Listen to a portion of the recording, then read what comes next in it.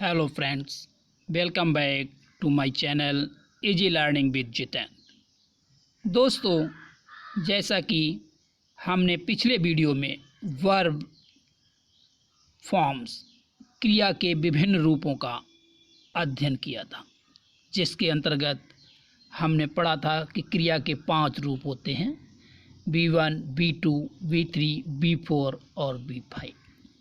यदि आपने हमारे इस वीडियो को नहीं देखा है तो कृपया आप डिस्क्रिप्शन बॉक्स पर जाकर इसको देख सकते हैं या फिर आई बटन दबाकर भी देख सकते हैं। आज के इस वीडियो में हम इम्पॉर्टेंट फैक्ट्स ऑफ वर्ब क्रिया के आवश्यक तत्व का अध्ययन करेंगे। इम्पॉर्टेंट फैक्ट्स ऑफ वर्ब क्रिया के आवश्यक तत्व। नियम नंबर 1, टू बी के बाद मेन वर्ब फोर्थ का प्रयोग होता है।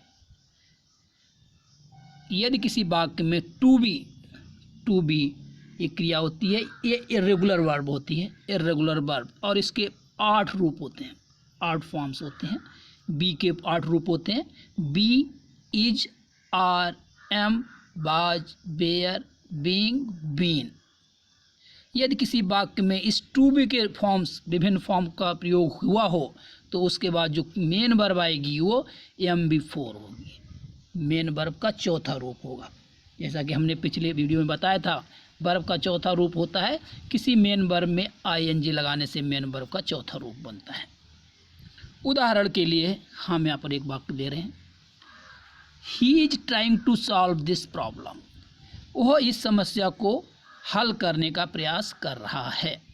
यहाँ पर इज का प्रयोग किया गया है, जो कि वर्ब टू बी का एक रूप है। तो इसके बाद जो मेन वर्ब प्रयोग की गई है ट्राई का चौथा रूप प्रयोग किया गया है, ट्राइंग। ट्राई में ING लगाने से चौथा रूप बन गया ट्राइंग।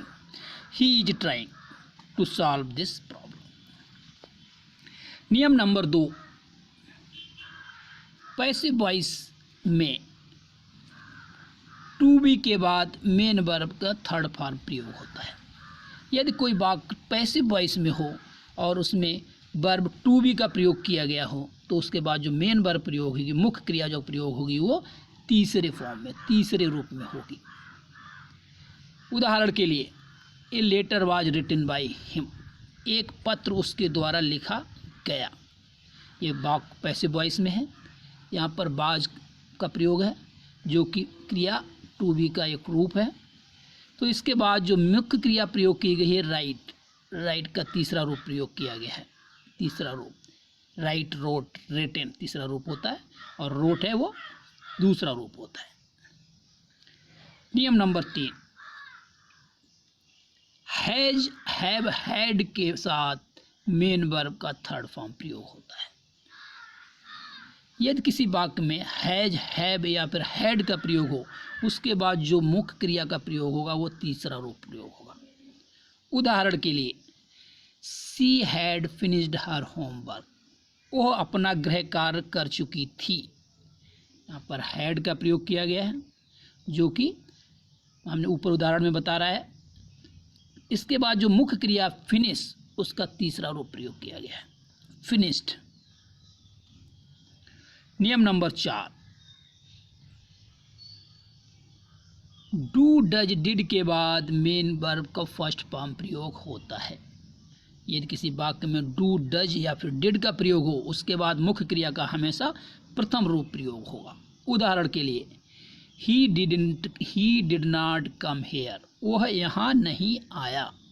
यहाँ पर डिड का प्रयोग किया गया है। डिड के बाद मुख्य क्रिया का प्रयोग किया गया है कम। ये क्रिया का प्रथम रूप है।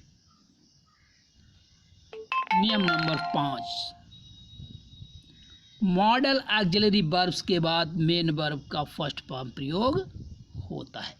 यदि किसी वाक्य सेंटेंस में या वाक्य में मॉडल ऑक्सिलरी वर्ब का प्रयोग किया गया है, उसके बाद जो वर्ब प्रयोग होगी वो मेन वर्ब हमेशा प्रथम रूप में, फर्स्ट फॉर्म में प्रयोग होगी। उदाहरण के लिए, you can and will help me.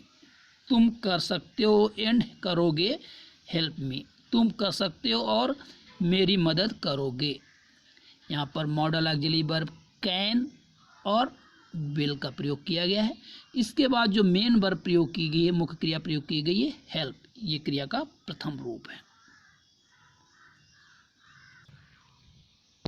यहाँ नियम नंबर 6 हमारा कहता है किसी पार्टिकुलर वर्ब के बदले किसी अन्य वर्ब का प्रयोग नहीं होता है।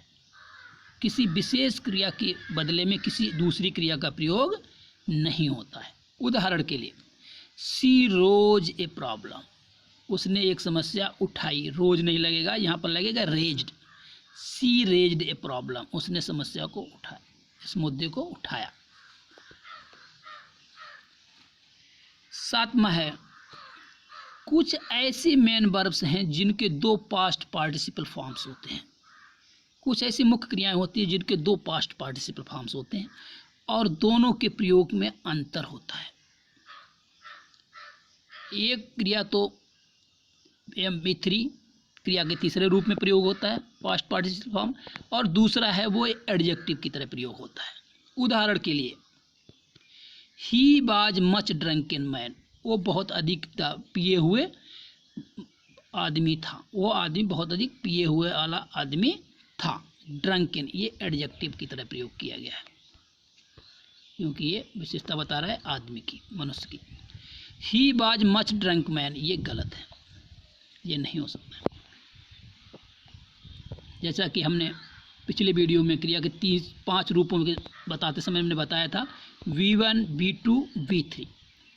ड्रिंक पीना, ड्रैंक सेकंड रूप, ड्रंक थर्ड रूप या फिर third form of main verb.